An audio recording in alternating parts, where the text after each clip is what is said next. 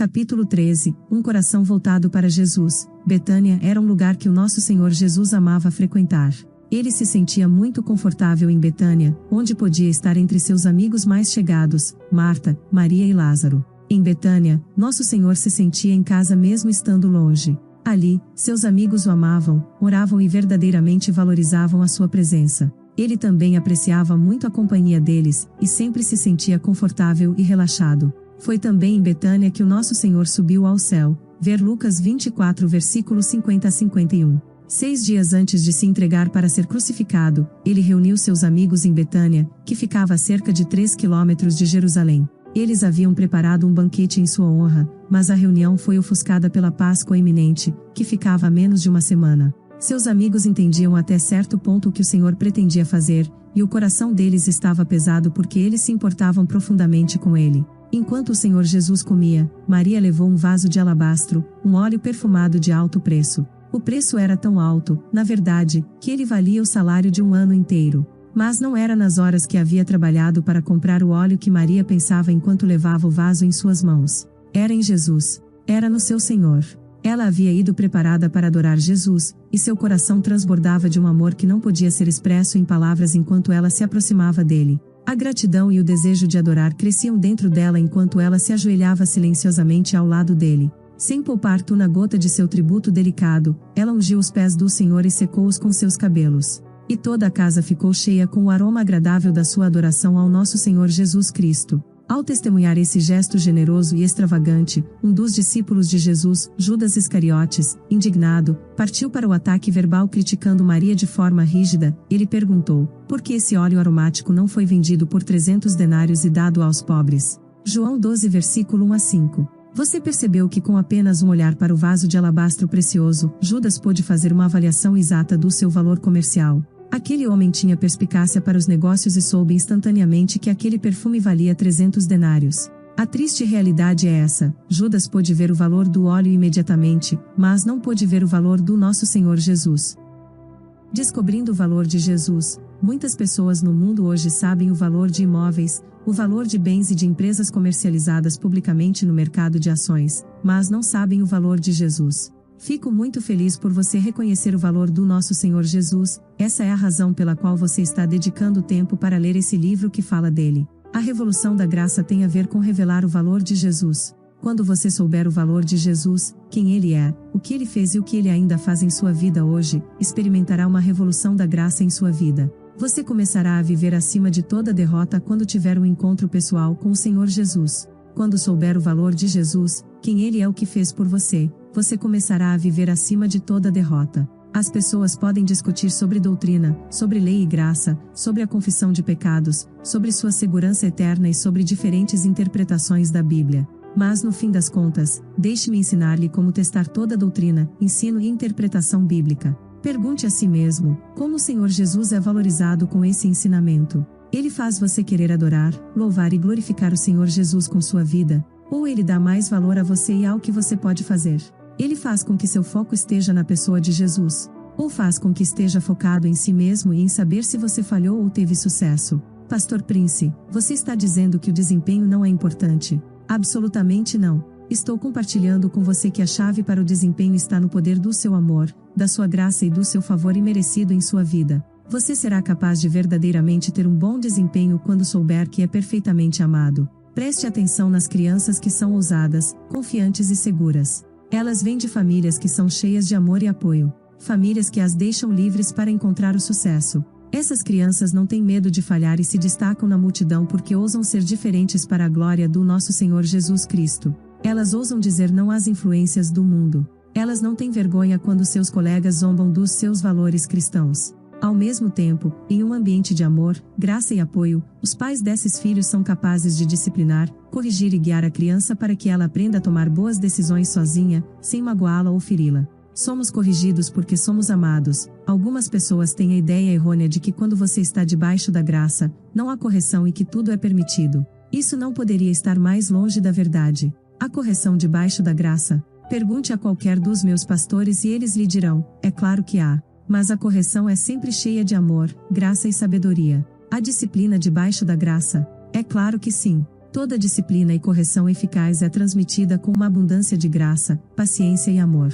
Há aqueles que argumentam que se de fato podemos sempre contar com o favor do Senhor, então não há necessidade de que Ele nos corrija e discipline. Meu caro amigo, deixe-me ajudá-lo a entender isso do ponto de vista de um pai. Quando meus filhos fazem alguma coisa errada, Wendy e eu sem dúvida os corrigimos e disciplinamos. Mas em nossos corações eles são sempre amados e contam com o nosso favor mesmo quando erram e mesmo enquanto estão sendo corrigidos por nós. Por quê? Simplesmente porque são nossos filhos.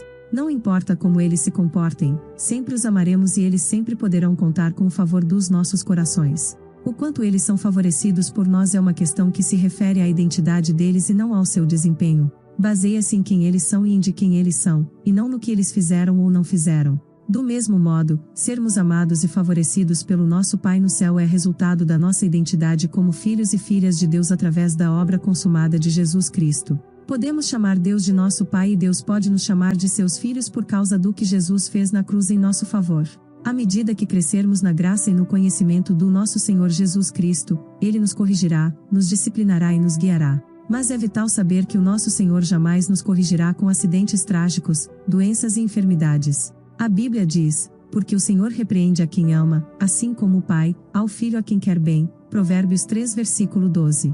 Em outras palavras, o Senhor corrige aqueles a quem favorece grandemente, assim como um pai terreno corrigiria um filho a quem ama. Um pai corrigiria um filho em quem ele tem prazer infligindo dor e sofrimento a esse filho? É claro que não. Do mesmo modo, nosso Pai Celestial não nos corrige infligindo dor e sofrimento, mas com a sua palavra, ver 2 Timóteo 3 versículo 16. A correção pode vir através da pregação da sua palavra, ou através de líderes piedosos com os quais ele o cerca em uma igreja local, líderes que o amam e que se importam o suficiente para ministrar sobre a sua vida. A verdade é que quando as pessoas sabem que seu Pai Celestial as ama, elas podem receber correção e disciplina com gratidão e humildade. E por isso que é tão importante para cada filho de Deus experimentar a revolução da graça, ser firmado no seu perfeito amor e estar ancorado na sua graça incondicional para com Ele. A graça nos transmite o poder para realizar e para viver uma vida acima da derrota. A graça é a chave para a santidade. Quando as pessoas sabem que seu Pai Celestial as ama, elas podem receber correção e disciplina com gratidão e humildade.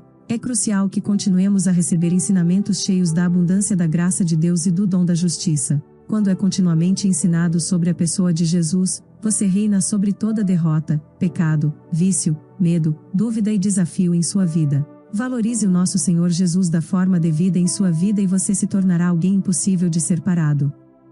Para que este desperdício, vamos voltar ao que Judas disse quando viu Maria adorando o nosso Senhor Jesus com o alabastro caríssimo. Ele achou aquilo um desperdício e disse que se o óleo tivesse sido vendido, o dinheiro poderia ter sido usado para os pobres. Isso lhe soa familiar?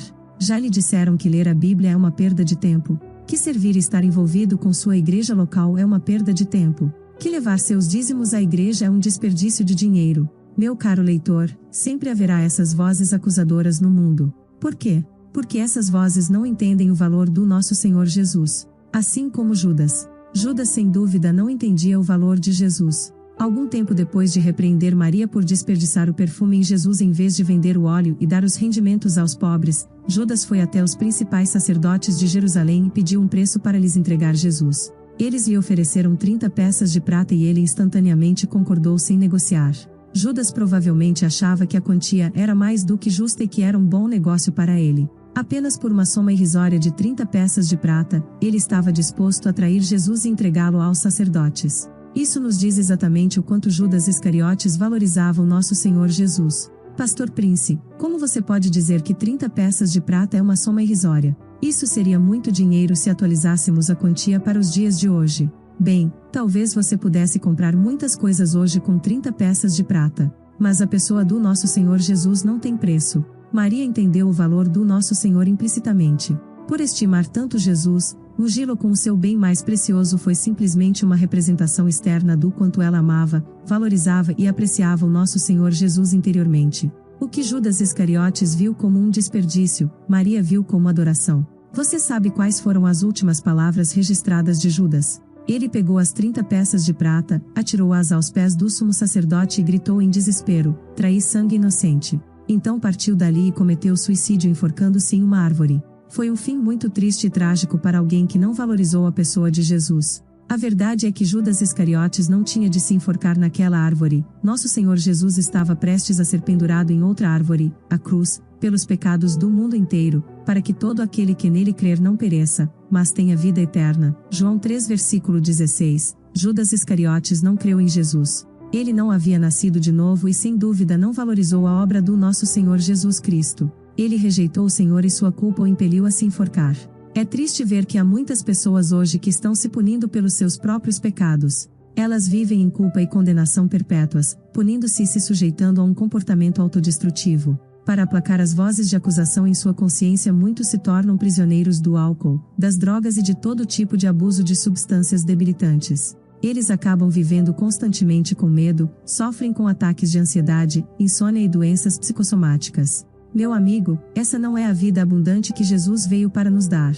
Ele veio para que você tenha vida e vida com abundância. Oro para que ao ler estas páginas, você valorize o nosso Senhor Jesus e tudo o que Ele sacrificou na cruz para o seu perdão, a sua libertação, a sua redenção e a sua liberdade. Você pode parar de se punir hoje recebendo a verdade de que Jesus levou toda a sua punição quando tomou o seu lugar na cruz. Nosso Senhor foi punido na cruz para que hoje você possa ser curado e se tornar completamente são no seu corpo, na sua alma e no seu espírito. Você pode parar de se punir hoje recebendo a verdade de que Jesus levou toda a sua punição quando Ele tomou o seu lugar na cruz. Deixe-me compartilhar com você um testemunho muito precioso que recebi de Garré, que mora na África do Sul. Incapaz de encontrar saída de um poço de vícios e desespero, Garré passou a se odiar a ponto de tentar o suicídio. Seja abençoado ao ler como este encontro com Jesus e sua maravilhosa graça transformaram a vida dele completamente. Eu lutava contra a depressão e o desespero há anos, o que me levou por um caminho de autodestruição. Durante esse período, perdi muito em minha vida, até as pessoas a quem eu amava me deixaram. Perdido e confuso, eu me mudava de um lugar para o outro, tentando construir uma vida melhor para mim mesmo, mas nada nunca funcionava. Casei-me por vaidade, não por amor, mas do casamento veio um filho a quem amo mais do que a própria vida. Entretanto, devido à minha infelicidade e às minhas decisões erradas, acabei envolvido em um mundo de vício em drogas e álcool. Como resultado, perdi meu emprego, minha esposa e meu filho amado. Eu tinha de viajar da Irlanda à África do Sul para ver meu filho. Consegui encontrar um emprego, mas as drogas, o álcool e o desespero eram mais fortes que minha capacidade de colocar as coisas novamente nos eixos. Eu era um escravo da minha situação. Sentindo-me sozinho e odiando o que eu havia me tornado, minha mente voltou-se para o suicídio, mas eu também falhei nessa tentativa. Então conheci uma mulher chamada Linda que me ajudou a ficar de pé, e lentamente comecei a avançar, enfrentando a vida e os meus vícios. Eu clamava a Deus por ajuda, mas realmente não achava que Ele me ajudaria, nem sabia sequer se Ele existia. Ainda assim, eu continuava olhando para o alto e pedindo. Meu relacionamento com Linda ia muito mal e parecia que íamos nos separar. Pensei comigo mesmo, acreditar em Deus não dá resultado. Então perguntei novamente, Deus, o que você quer de mim? O que tenho de fazer? Estou sendo punido pela maneira como sou. Você realmente existe? Voltei para casa naquela noite e encontrei uma casa vazia. Sentei-me no sofá, liguei a televisão para assistir ao noticiário, mas o volume estava alto demais. Apertei um botão para diminuir o volume, mas em vez disso, os canais da TV começaram a se mover, e encontrei seu programa. Ora, não sou do tipo que assiste a programas cristãos, então tentei imediatamente mudar de canal novamente para o canal das notícias, mas o canal ficou congelado. Pastor Prince, naquele exato instante, você olhou para a câmera e disse, talvez haja alguém aqui neste culto ou assistindo pela televisão, cuja vida agora está sendo sacudida por alguns ventos. Talvez seja um vento de turbulência financeira, talvez seja uma tempestade de enfermidade que entrou em sua vida. Sejam quais forem os ventos, seja qual for a tempestade, estou aqui para lhe dizer, em meio à tempestade, procure por Jesus. Senti como se tivesse sido atingido por um trem de carga. Parei imediatamente e fiquei enlouquecido porque apenas alguns minutos antes eu estava gritando a Deus pedindo respostas.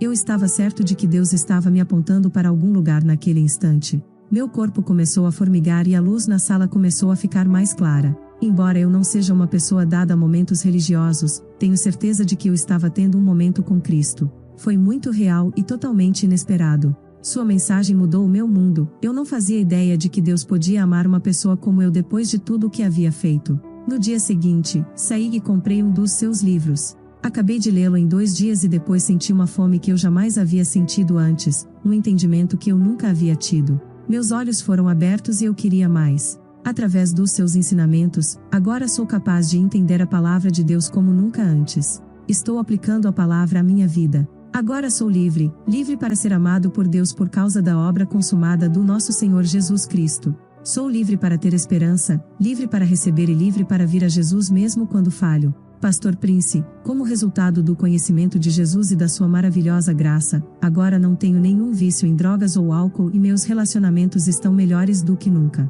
Meu filho, do meu primeiro casamento, está prosperando. Minha vida de infelicidade e desespero se foi. Meu trabalho está prosperando. Meu coração mudou, minha família aumentou, Deus abençoou Linda e a mim com gêmeos, um filho e uma filha, e sei que o nosso futuro está seguro em Jesus Cristo, tudo por causa da mensagem da graça. Aleluia! A graça de Deus tem transbordado até para a vida dos meus amigos, que agora também estão salvos e prosperando, graças à maravilhosa graça do nosso Senhor Jesus Cristo e aos seus livros cheios de graça. Agora sou cheio do Espírito Santo e estou reinando em vida. Obrigado, Pastor Prince. Obrigado, Jesus. Que lindo testemunho e testamento do amor e misericórdia do nosso Senhor Jesus. Garré, obrigado por compartilhar e encorajar a tantos com suas palavras. Amado, talvez, assim como Garré, você tenha afundado na lama da solidão, do desânimo e da autodestruição pelo que parece ser uma eternidade. Não desperdice nem mais um dia nesse lugar escuro e autodestrutivo.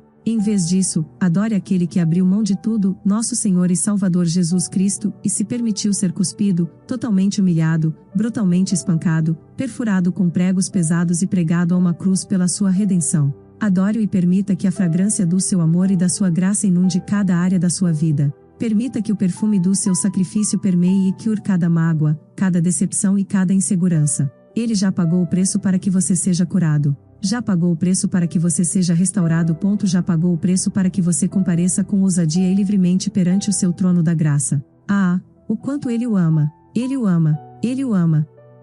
Corações revelados, iniciei este capítulo compartilhando o que aconteceu em Betânia porque creio que o Espírito Santo quer nos mostrar os corações de diferentes pessoas ali. Betânia foi a mesma cidade onde Jesus havia ressuscitado Lázaro, que estava morto havia 4 dias, trazendo-o de volta à vida. Você sabe o que aconteceu depois que Jesus realizou aquele milagre impressionante? João 11 versículo 53 relata que daquele dia em diante, os principais sacerdotes e os fariseus conspiraram para matar Jesus. Essa foi a resposta dos líderes religiosos da época. Eles quiseram matar Jesus, aquele que abriu olhos cegos, desatou ouvidos surdos, purificou os que tinham lepra e ressuscitou mortos. Por quê? E o que isso lhe diz sobre o que havia no coração deles? Para ser um sumo sacerdote ou um fariseu, a pessoa devia ser um estudioso da palavra de Deus desde tenra idade e conhecer a Torá de trás para frente. Mas os líderes religiosos, que eram zelosos da lei e sabiam tudo sobre a Torá, foram exatamente aqueles que conspiraram para matar Jesus.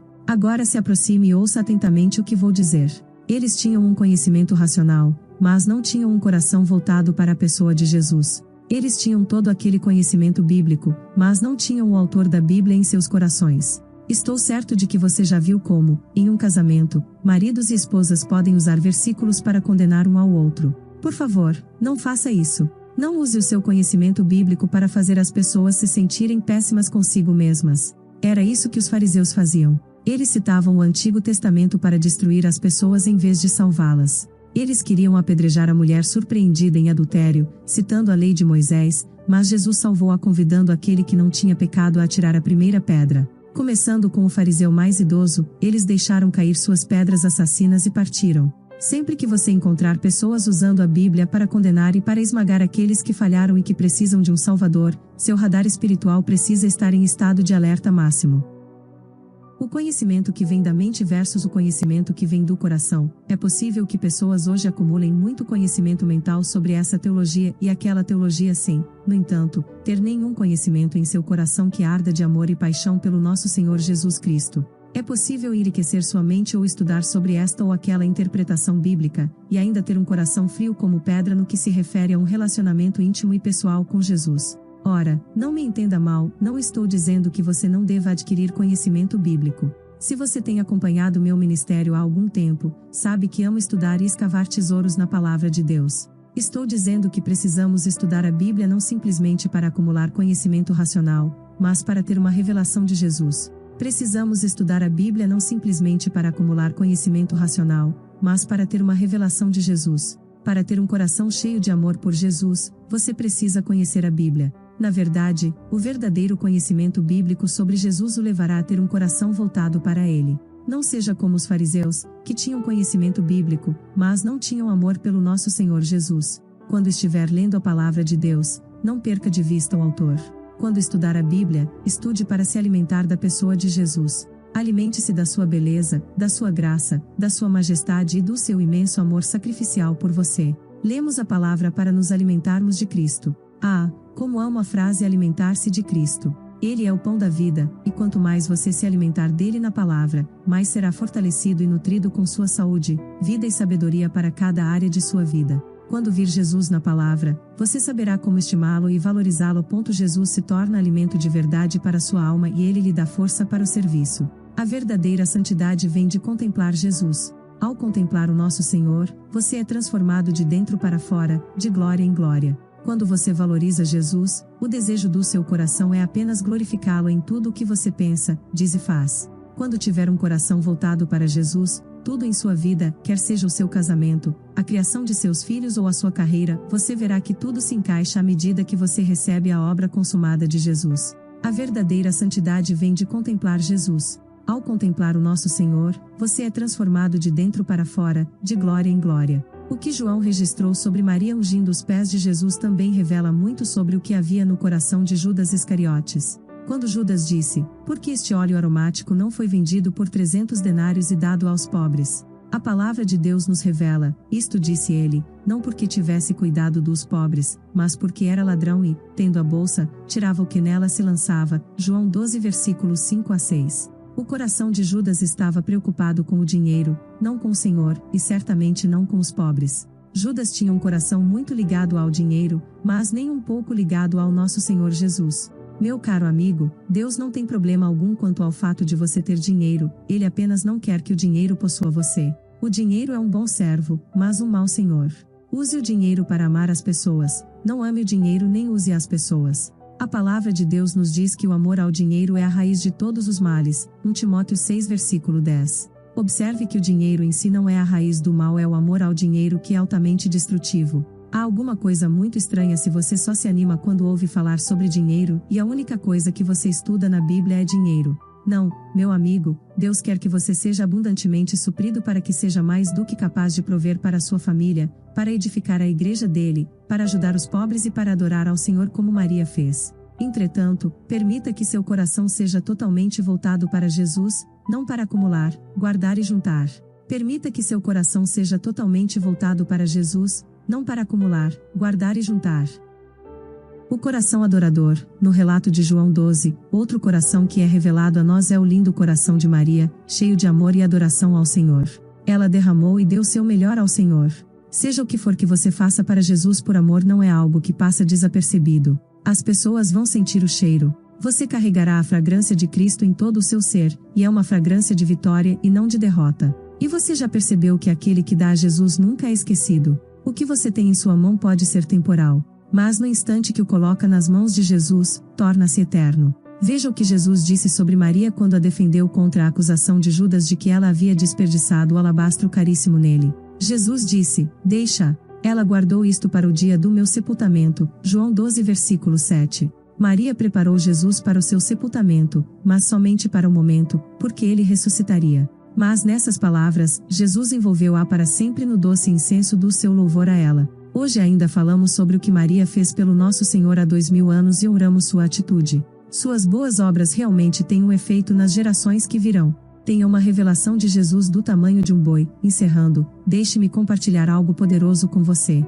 No Antigo Testamento, a oferta queimada vinha em 3 tamanhos, muito grande, médio e pequeno, ver Levítico 1 versículo 1 a 17. Os ricos levavam um boi muito caro, os de classe média um cordeiro e os pobres um par de pombos ou rolas de baixo valor. Ora, embora as ofertas fossem diferentes em tamanho, em termos de valor para Deus, elas eram todas iguais e aceitáveis, porque todas elas lembravam a Ele o único sacrifício definitivo e perfeito do seu Filho amado. Então, quer fosse um boi, um cordeiro ou um par de rolas, todos eles eram aceitos e mortos, e o sangue era derramado para fazer expiação pelos pecados dos ofertantes. Qual é o significado de tudo isso? Os 3 sacrifícios de animais são na verdade metáforas do nosso apreço por Jesus e pela sua obra consumada hoje. Por exemplo, muitos cristãos têm uma revelação de Jesus do tamanho de um cordeiro. Elas sabem que Jesus é o Cordeiro de Deus que lavou seus pecados passados com seu sangue. Há outros cristãos que têm apenas uma revelação de Jesus do tamanho de um pombo. Eles o veem como o Filho de Deus que desceu do céu para morrer pelos pecados do homem. E finalmente há cristãos que têm uma revelação de Jesus e do seu sangue purificador do tamanho de um boi. O boi era o mais caro dos 3 sacrifícios, portanto esses cristãos são espiritualmente ricos porque eles têm uma revelação grande e profunda de Jesus, do seu sangue e de como ele os purificou de todos os seus pecados. Do mesmo modo que todos os 3 sacrifícios eram aceitáveis ao Senhor, nós como cristãos somos todos aceitos aos seus olhos, não importando qual seja a nossa revelação e como valorizamos Jesus. Mas Deus quer que você cresça de uma revelação do seu Filho que passe do tamanho de um pombo para o tamanho de um boi. Por que isso é tão importante? Porque tudo começa de dentro para fora. Essa riqueza espiritual interior se traduzirá em benefícios externos como paz, estabilidade, alegria, provisão e vitória. Naquele tempo, quanto mais rico se era, maior o tamanho da sua oferta. Hoje, quanto maior sua revelação de Jesus, mais rico espiritualmente você é. Meu caro leitor, quando você valoriza Jesus, quando o adora e dá a Ele, isso gera uma transformação duradoura não apenas em sua vida. Como vimos no caso de Maria, isso também tem um efeito por gerações e gerações à frente. Você terá um retorno do seu tempo gasto estudando a pessoa de Jesus e adorando-o. Você experimentará uma qualidade de vida além da sua imaginação quando o Senhor Jesus estiver no centro de tudo. E é por isso que a revolução da graça tem a ver com ter um coração voltado para Jesus.